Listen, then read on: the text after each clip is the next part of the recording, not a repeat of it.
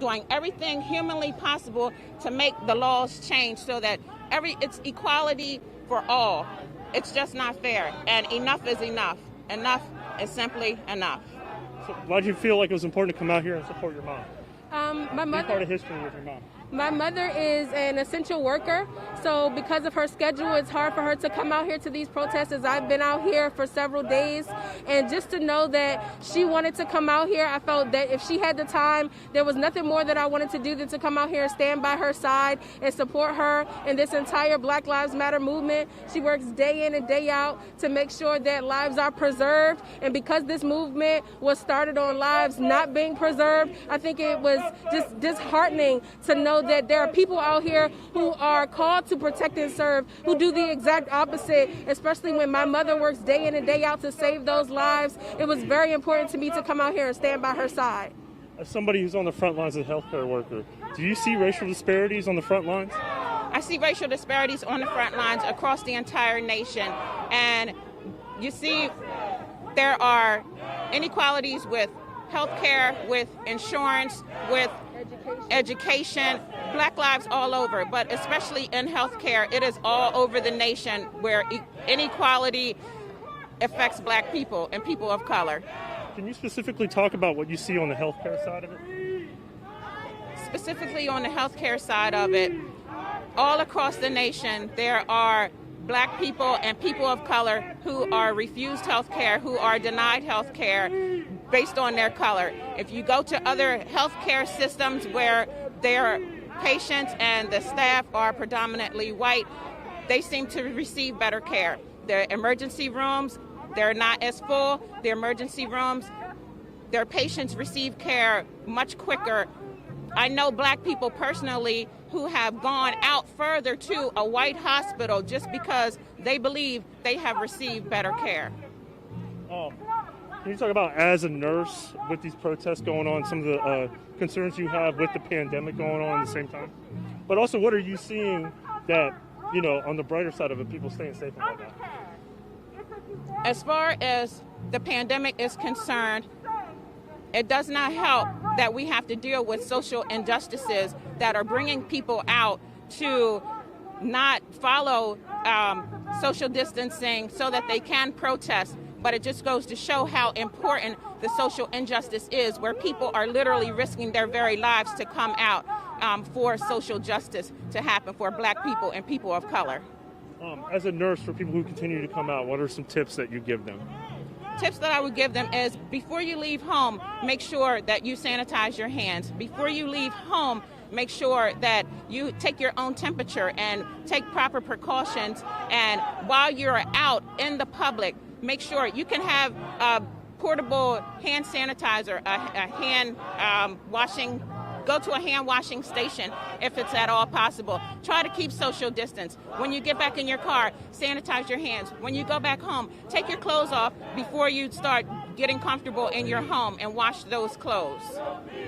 Speaking of the virus, obviously we're seeing racial disparities in the numbers as well. Yes. What concerns do you have as a nurse seeing that, and also as a Black woman? The concerns that I have seeing that is that, or what is it showing you as well? it's showing the inequality in our healthcare system, where Black people are being accused of not taking proper care of themselves for the spread of the disease. And Black people are being accused of spreading the disease. Black people are being accused of being the only ones who can get the disease, which is so crazy.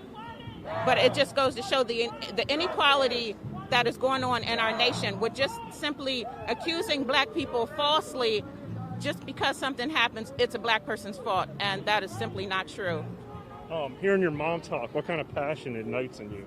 Hearing your mom talk about this. I'm burning with fire to just hear all of the disparities, especially in the healthcare system. We think we come out here, especially, being young, we think it's just in, public safety with the criminal justice system, but it's in every single last system across the United States, from education to healthcare to the environment, every single last, anything in the world, there's disparity racially, and it just makes me so sad to know that my people are not afforded the same opportunities to stay safe, to stay healthy. It just just makes me burn up inside to know those things.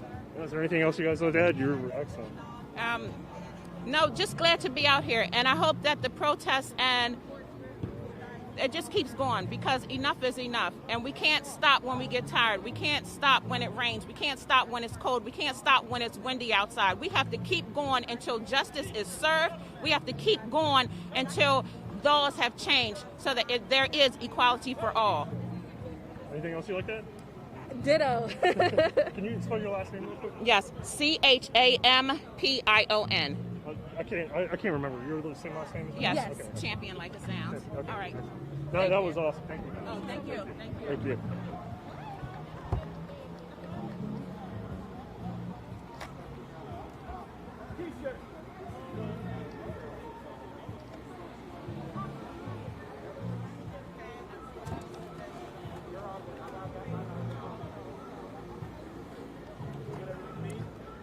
Where is the taller lady? She was trying to find parking. Oh, okay. Yeah, and by the way, she's retired nurse. She was a union activist for years and years. Oh, wow. Worked over at Howard University Hospital. Okay.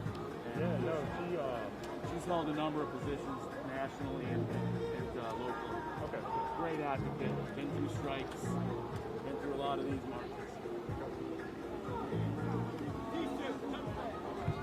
She's out here and she's got a sick mom. You want to talk about it for a minute? Like, why you felt, because I can't remember, you're in a leadership position with the union, right? Yeah, I'm executive director. Executive director. So why did you guys feel like it was necessary to come out here today? Well, racial injustice is healthcare injustice. And as the days spread into about a week or so, we felt that we needed to be out. We're a social activist group, as it is anyway, a labor union, and we felt that our voices needed to be heard from a healthcare perspective and just from a humane and justice perspective. So last week we issued a statement supporting Black Lives Matter and condemning actions of the police and police brutality. And shortly after we sent out the statement, a number of our nurses said, we need to do more. We need to march. And so we put this together, and this is the right thing to do now, and we'll continue to do it until there's some real change. As somebody who's on the healthcare front lines, what kind of racial injustices and inequalities do you see? Well, I think we've seen it in the last 2 years in east of the river is a perfect example. You have one hospital over there that the city continues to not fund properly, and then engages in an agreement to build a new hospital that's still going to be woefully inadequate in terms of healthcare services. And as many people know, people east of the river are majority African American and people of color. So that's a perfect example of the disparity in healthcare. And then you can just look at any statistic across the country that black people die more frequently than at a higher rate than white people. Children mortality is higher, and it's very high in the district. So you name the issue, you name the disease, and there are healthcare disparities every day, everywhere. You talk about as these protests carry on in the groups, I mean, they're smaller now, but they were bigger beforehand, and we're in the middle of a pandemic. What are some of the concerns as a nurse that you were seeing, but also what are some of the good things you've been seeing, from people rallying together during the pandemic? Sure. We asked our nurses to make this a personal decision whether they wanted to come out, and knowing that there were risks. We made it clear to our nurses that there are risks. You can wear a mask all you want, social distance to the extent you can, but when the crowds were larger, it was just impossible to do that. So we made it clear that this is a personal decision, and I think a lot of people felt, okay, I'm going to take the risk here and do the right thing. And one of the beauties of this is you see people everywhere along the streets helping each other out, giving some water to somebody. And I heard stories about people giving masks out. And you look right behind me in the AFL-CIO building, there's a labor union here that's been here every day, helping out people, giving water. And I think you're starting to see that humanity really does matter. For anybody who continues to come down here as a nurse, what are your tips that you give them as we battle through this pandemic? So just to be clear, I'm not a nurse, I'm the executive director, but tips, wear these. Bring an extra one or two because sometimes these snap. Drink lots of water. When you're through talking, don't touch anybody. Don't shake hands with anybody. No kissing. And wash your hands and just be very mindful of the environment you're in and the fact that this pandemic is still here. But if you're going to come out here and march, power to you, and we support you. But just be smart about it. And when you get home, take your clothes off, put them in the washer dryer. If you can take a shower, take a shower. Make sure you wash everything off and be clean. You don't want to be giving this, if you've been exposed at all, you don't want to be giving it to anybody in the family. So just really take those precautions. What was your name? Edward Smith, and I'm Executive Director at DCNA. Thank you, man.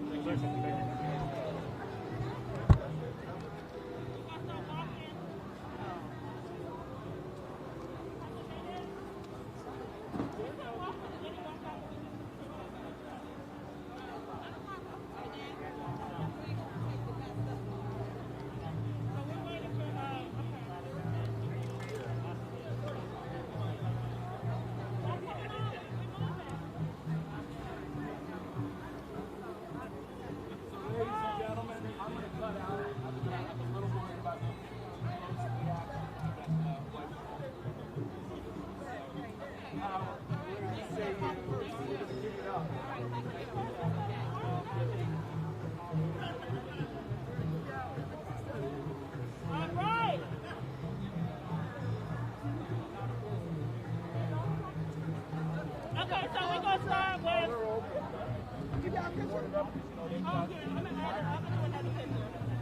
All right, let's get, because we got new people.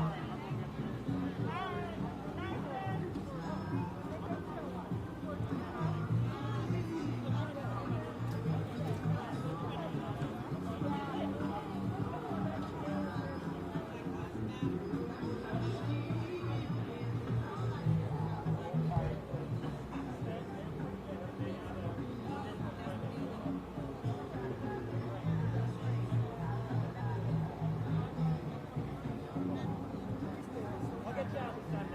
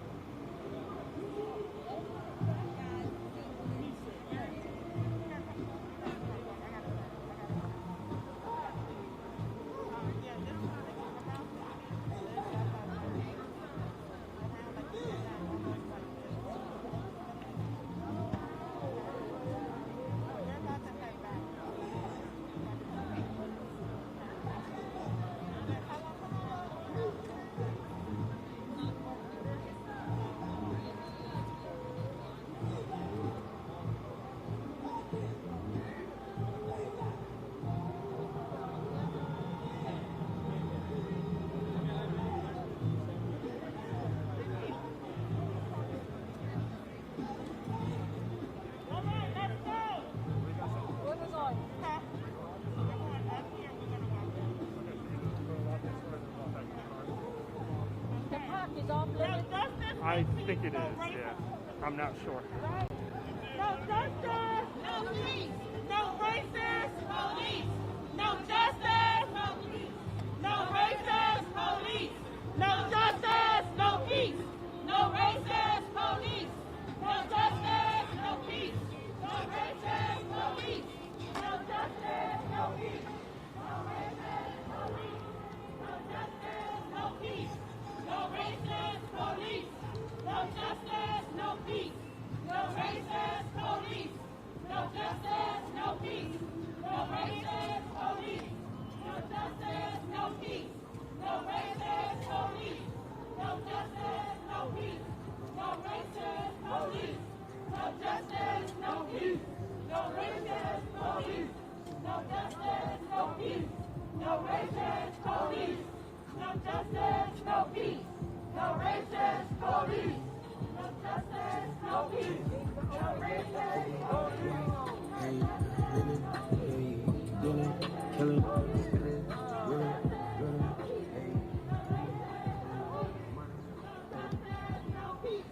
No racist police. No justice, no peace. No racist police. No justice, no peace. No racist police. No justice, no peace. No racist police. No justice, no peace. No racist police. No justice, no peace. No racist police. No justice, no peace. No racist police. No justice, no peace. No racist police. No justice, no peace. No racist police. No justice, no peace. No racist police. No justice, no peace. No racist police. No justice, no peace. No racist police. No justice, no peace. No racist police. No justice, no peace. No racist police. No justice, no peace. No racist police. No justice, no peace. No racist police. No justice, no peace. No racist police. Say it loud so Trump can hear you. No justice, no peace. No racist police. No justice, no peace. No racist police. No justice, no peace. No racist police. No justice, no peace. No racist police. No justice, no peace. No racist police. No justice, no peace. No racist police. No justice, no peace. No racist police. No justice, no peace. No racist police. No justice, justice. When do we want it? Now. What do we want? Justice. When do we want it? Now. What do we want? Justice. When do we want it? Now. What do we want? Justice. When do we want it? Now. What do we want? Justice. When do we want it? Now. What do we want? Justice. When do we want it? Now. What do we want? Justice. When do we want it? Now. What do we want? Justice. When do we want it? Now. What do we want? Justice. When do we want it? Now. When do we want? Justice. When do we want it? Now. What do we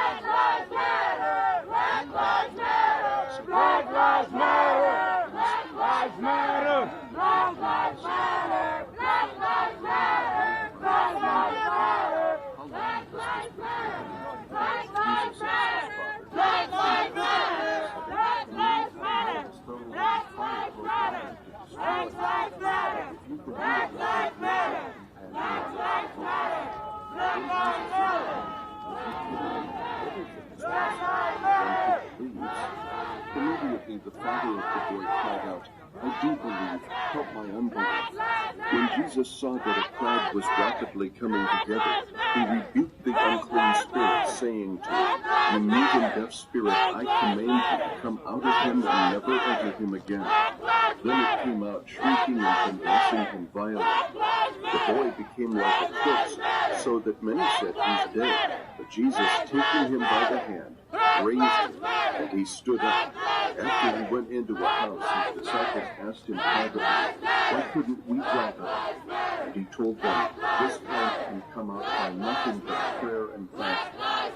Then they left that place and made their way through Galilee, but he did not want anyone to know it. For he was teaching his disciples and telling them, "The Son of Man is being betrayed into the hands of men.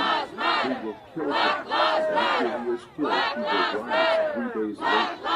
But they did not understand his statement, and they were afraid to ask. Then they came to Capernaum. When he was in the house, he asked them, "What were you arguing about on the way?" But they were silent because on the way they had been arguing with one another, who was the greatest. Sitting down, he called the 12 and said to them, "If anyone wants to be first, he must be last of all and servant of all." Then he took a child, let him stand among them, and taking him in his arms, he said to them, "Whoever welcomes one little child such as this in my name welcomes me. Whoever welcomes me does not welcome me, but him who sent me." John said to him, "Teacher, we saw someone driving out demons in your name. We tried to stop him because he wasn't following us." Don't stop it, because there is no one who can perform a miracle in my name who can soon afterwards speak evil of me.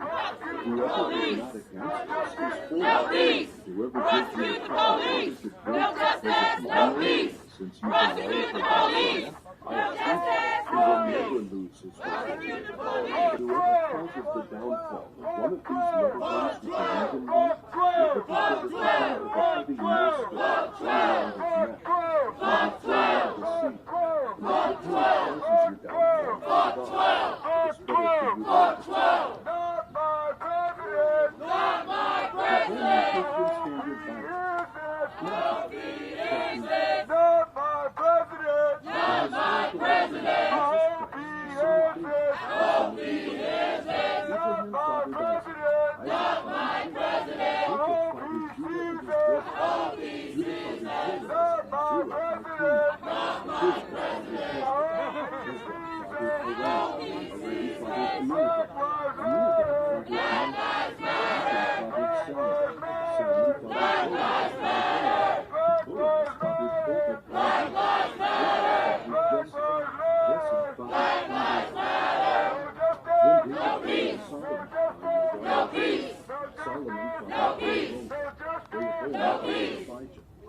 Elijah fathered Asa.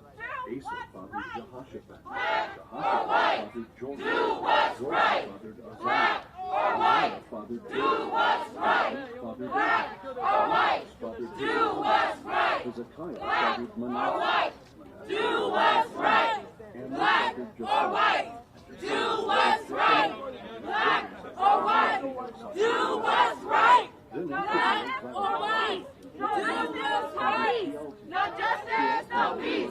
No racist police. No justice, no peace. No racist police. No justice, no peace. No racist police. No justice, no peace. No racist police. No justice, no peace. No racist police. No justice, no peace. No racist police. No justice, no peace. No racist police. No justice, no peace. No racist police. No justice, no peace. No racist police. Until the Messiah, No peace. No justice, no peace. the birth of Jesus Christ came No about peace. after his mother Mary Justice. was engaged. Now. Before they came together, Justice. pregnant by the Holy Now. So her husband, Justice. being a righteous man, Now. wanting to disgrace her, Justice. decided to divorce Now. her. But after Justice. he considered these things, Now. the Lord suddenly Justice. in a dream said, Now. "Joseph, son of David, Justice. don't be afraid to take me Now. as your wife, because Justice. has been heard. Now. Holy Spirit, he will give birth to a son.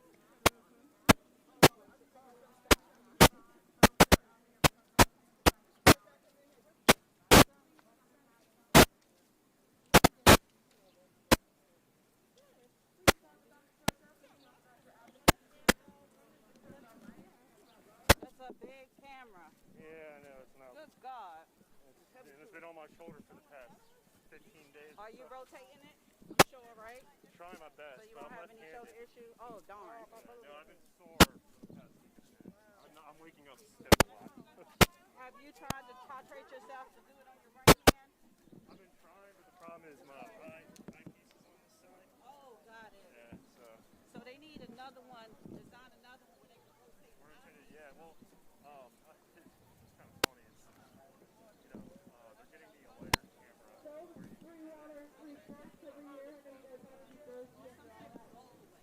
Yeah. I've been trying to stretch it.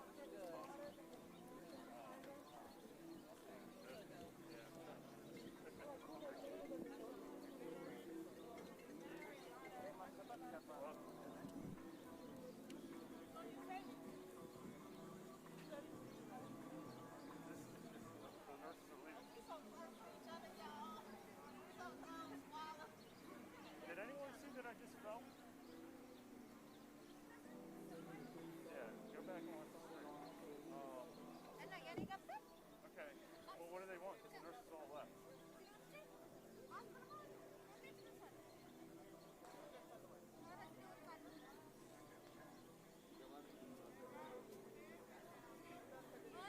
No, I can give them a bump down the Plaza. That's fine.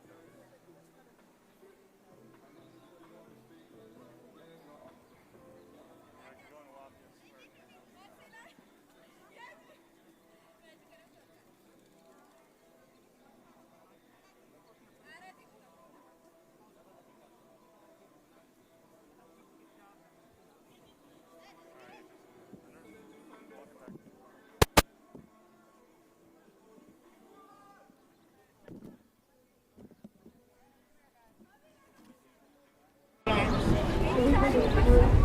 Alright, hold on.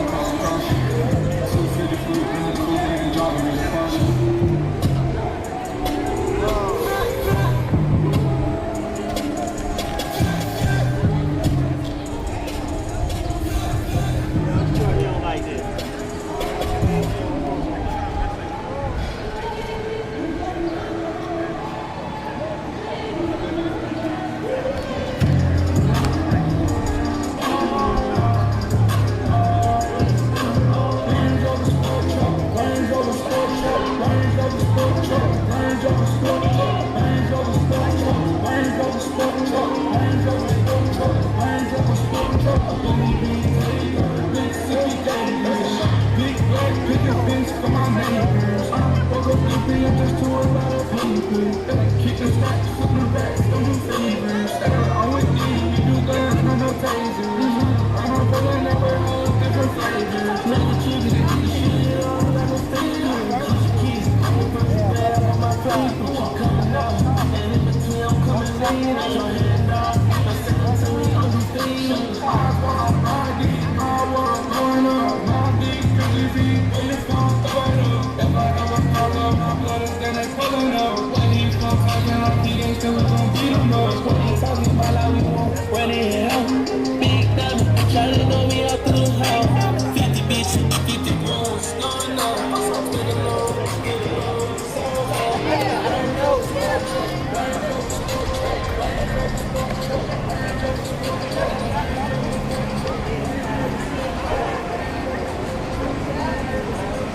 Hey, Ryan said something about a bump shot for the 7, but I haven't heard from anybody. Oh.